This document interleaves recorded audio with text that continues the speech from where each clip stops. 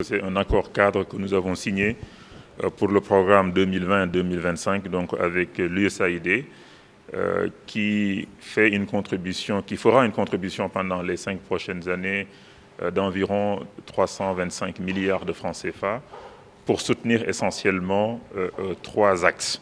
Le premier axe, c'est la croissance économique inclusive et durable, notamment des interventions dans les secteurs de la pêche, les secteurs de l'agriculture, pour booster aussi l'accès à l'eau dans le milieu rural, en faisant plus intervenir le secteur privé dans le cadre de partenariats abordables, gagnant-gagnant, avec l'État, avec les populations.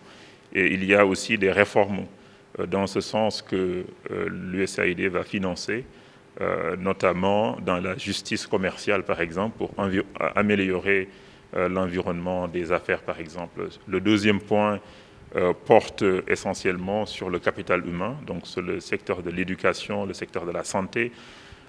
Et l'USAID, on le sait, dans le passé, a financé, par exemple, la construction de beaucoup d'établissements scolaires, par exemple. Mais cette fois, l'USAID va financer aussi des réformes dans le secteur de la santé.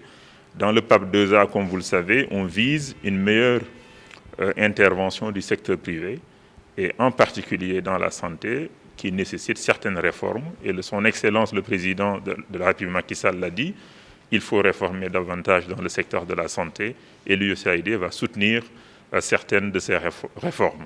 Et enfin, comme l'a dit Peter, c'est vraiment dans l'efficacité de l'action de l'État au sens général, donc l'État central, mais aussi des collectivités. Il y aura des actions pour aider les collectivités territoriales, par exemple, à mobiliser plus de ressources pour pouvoir également faire face au développement de leur localité. Nous sommes fiers de cette nouvelle stratégie et cet accord parce que c'est vraiment 100% lié avec le plan d'émergence Sénégal et le PAP 2A. Et aussi, mais avec un accent d'accroître la collaboration entre nous et le secteur privé, et aussi avec la société civile, mais tout en prenant compte pour soutien surtout des femmes et de jeunes populations.